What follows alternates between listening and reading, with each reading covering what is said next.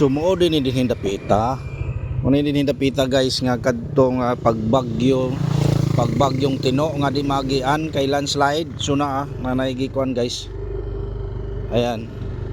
Sumuo din dapita dinhi nga kalsada padung sa San Isidro sa Bilyabal Leyte nga dili maagian tungod sa landslide. Ayan na guys. Sa baba ipakita na ko ninyo sa ubos-ubos guys ha. Maagi matadiha taron. Sumuo din ni dapita nga nagka-landslide. Ayan.